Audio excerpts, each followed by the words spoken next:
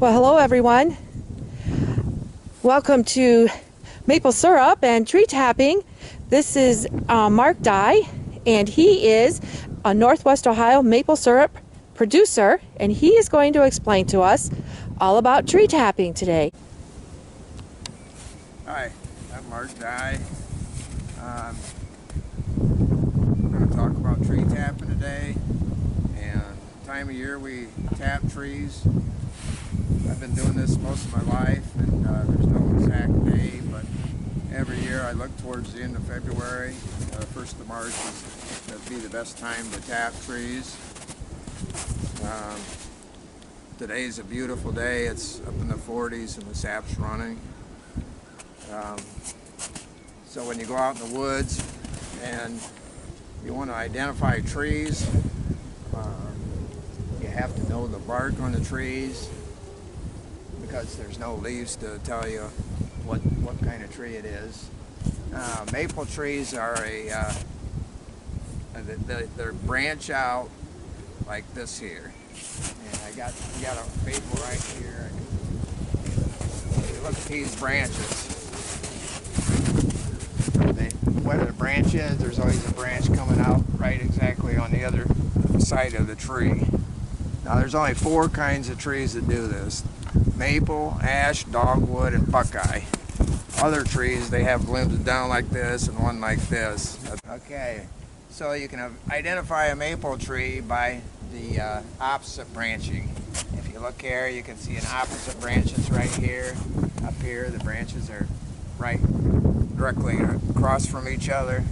So that's one way you can tell a maple tree from other trees.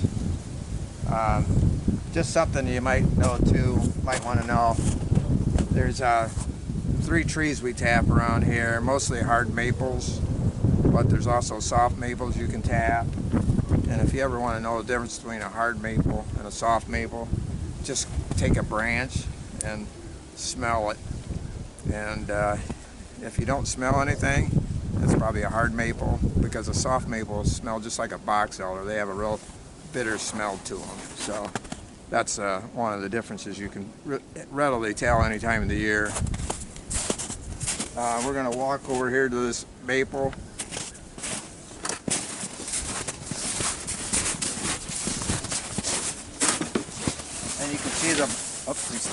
And you can see the bark on this tree of older maple tree, what it looks like. It's a dark gray furrowed bark.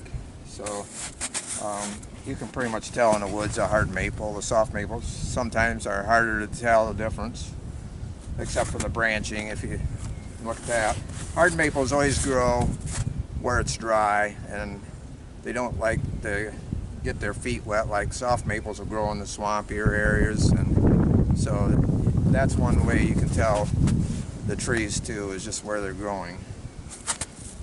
So we'll go ahead and tap a tree here. This here is something that's been around for hundreds of years. It's a brace and bit. This is the drill bit. Of course, this is the brace. And this is how they used to tap trees for hundreds of years. When I first started out, this is what I used, because 30 years ago they didn't really have battery operated drills like we have today. So I'll just one thing you want to do when you tap trees from year to year is, last year you can see where I drilled this tree. You never want to drill it right beside it, right above it. You want to come over a little ways and drill it. So we'll drill this here tree the old-fashioned way. We go in about 1.5 inches.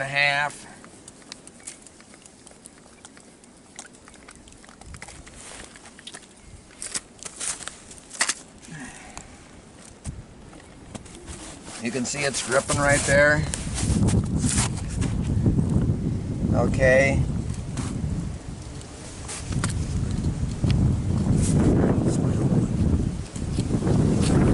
You want to take a tool, make sure all the debris is out of the hole. You never want to blow in the hole, because like you know right now, with the bacteria and germs when you're blowing the hole, you just add that to the hole, and you don't want to do that. So.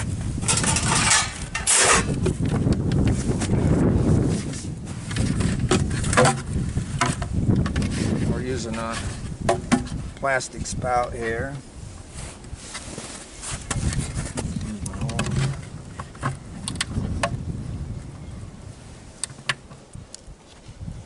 So we get the spiral in the hole and we just tap it. If you notice the tapping there, when I got it in seated, it made a different tone, so that's how you know. You never ram it in, you just tap it in easy, and when it stops, you know when you got it seated in good. Yeah, can you see it running there? It's running really good. It is. Yeah. Wow. That's fantastic. So then when we get done, we cover it up with the lid just to keep the debris out of it.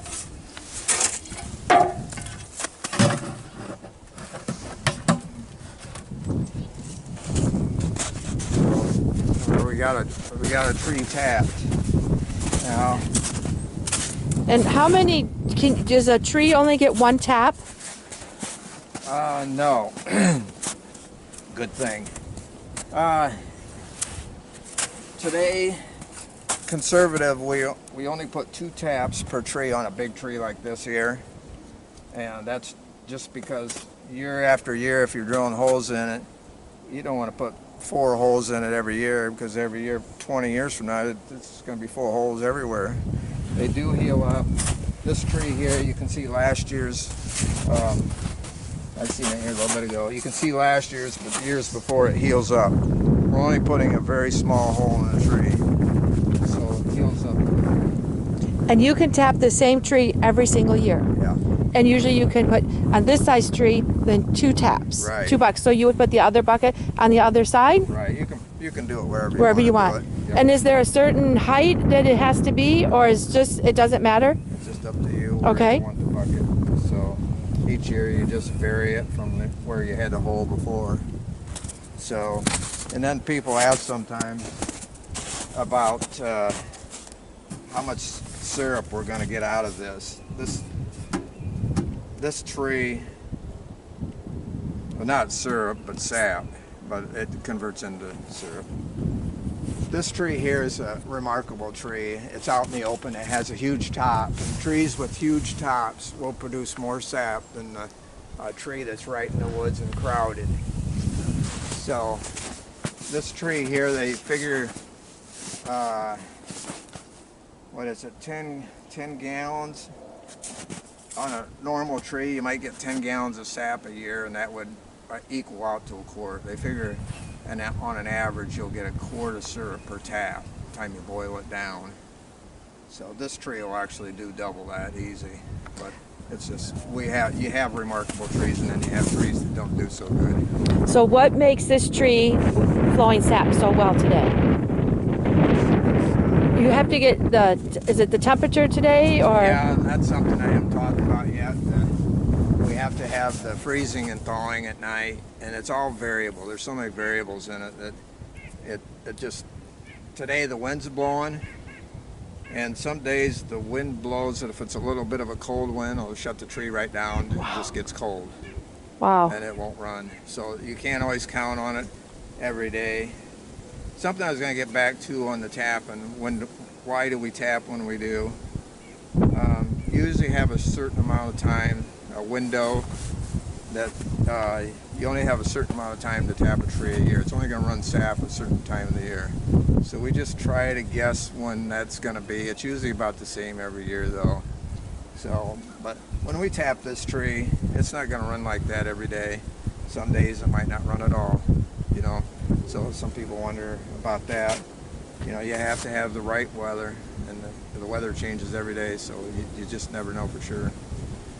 But it has to freeze at night, and it has to warm back up in the daytime. So if you have several days that it doesn't freeze, the tree will just shut down. It's not going to move sap up and down the tree. And then if it warms back up, will it start back up again? If it gets down below freezing. Okay. You have to have that cycle. Okay. Yep. So you have to have the warmer during the day and the cool at night below freezing. Right.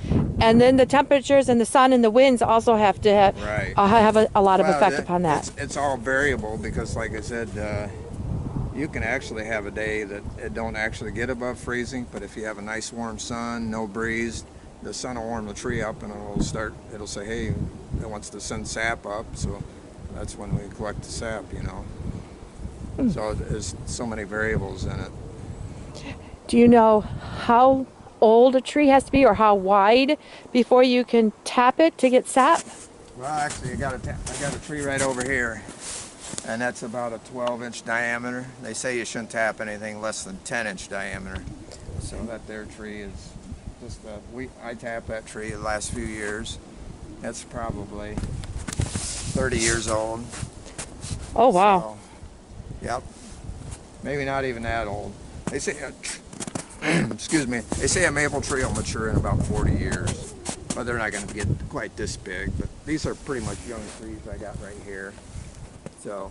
But that one, so would you still put on 2 buckets on there? No, Just what, one? You never want to put, no, small trees like that. Just one. Bucket. Yep. Okay. Yep. And how long, well, I know we discussed all the weather, different abnormalities that can make a difference in that bucket. So how, if it was really running well, how fast would that bucket fill, do you think? It'll fill in a day. In a day? Yeah. So you have to be right on top of it then to empty those buckets. Right. Yep. Yep. If we have a super day, we can fill a bucket. So you just take that one down and then have another bucket ready to go in its place to replace it? No, actually I just pour it into another bucket. Okay. And carry it away. Anything else that you would like to add?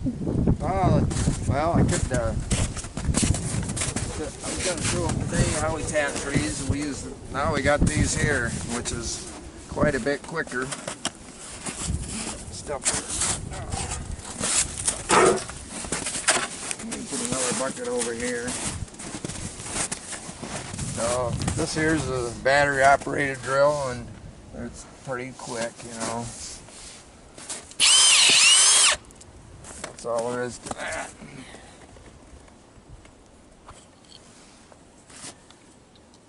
Look at, you can see the sap running out of it already there. We just get in there and get all the little debris out. Excuse me.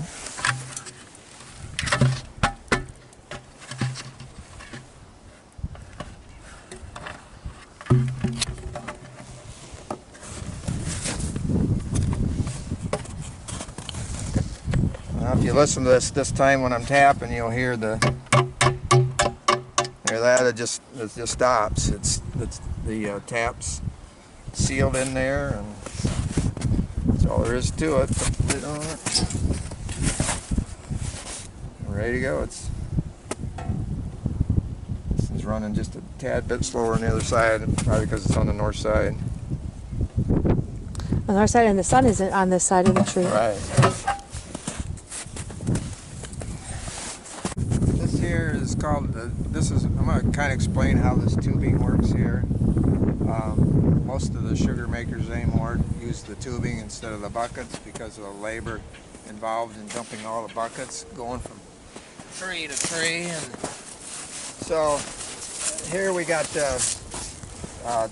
we got a spout here and a spout here, and we're just hooking tubing to it, and we run the tubing here. These are called lateral lines, and they go from tree to tree to tree. Usually you have about 15 to 20 taps on a lateral line, and then the lateral line feeds down to a main line, which that's like a 3/4 inch main line, and then that dumps it into a tank at the end of your main line. So it saves a lot of time and work. And it all has to be on a gravity. It's got to be running downhill for this to work. You got to keep your lines, you don't want them sagging very much. They all got to be going downhill all the time for it to work properly. So, we have, on this hill here, I think I have around 50 taps that run into this main line and go down to the a tank down there to collect. We'll go down there and show you the tank. So you have about 50 taps. Some trees have 2 and some trees only have 1. Right. So you probably have in here at least 50 trees. Yeah, there's a lot of trees. Maybe not quite that many. There's Okay. a lot of young trees coming up. So maybe another 5-10 years, I'll be able to tap a lot more trees back here. So unlike what we saw earlier where you put a bucket on the tree, this here will help save you from having to go from each tree, removing a bucket. This here it all comes down and then you just can take it out of the one collection. That's correct. And this hill was always kind of a little bit of a pain because you're trying to get up the hill with the tractor or four-wheeler and it's muddy, and it just works so much easier this way. And because and you leave these lines up all year, Right. but only because this is your property. Right. And you can leave it there. Right, yep. These will stay out here. The deer don't seem to bother them. The squirrels do bother them. They'll chew holes in them, and sometimes you have to cut a piece out and replace it. And I've got a piece up here I got to fix probably today. The squirrels have chewed a hole on it. So Oh, wow. I wouldn't have thought that would happen. yeah, but the deer's. I've never had a line yet the deer have taken down. They either go under it or over it. So deer's never been a problem. I would have never even thought of that. Yeah. All right. All right. You want to go up to the tank? So we're going to walk down the hill here. Follow this line.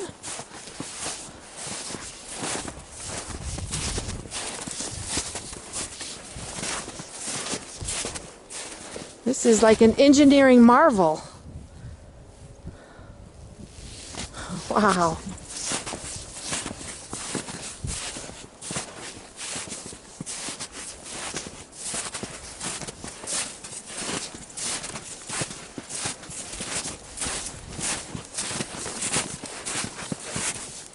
So we're here. I'm going to zoom in. We'll go there and show you, but there's the collection container. And I'm just going to keep you. This here is just the area, so you can see the full area of the trees that are tapped, the tubing.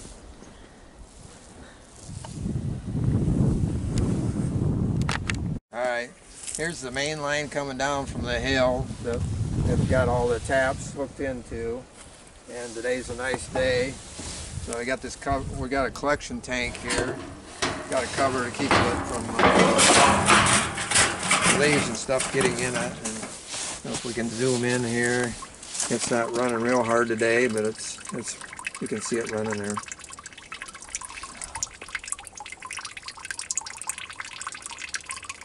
And all that liquid, it looks like water, is actually sap from the trees.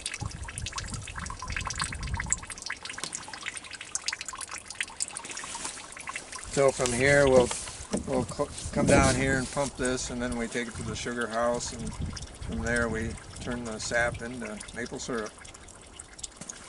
Thank you, Mark. That was very interesting.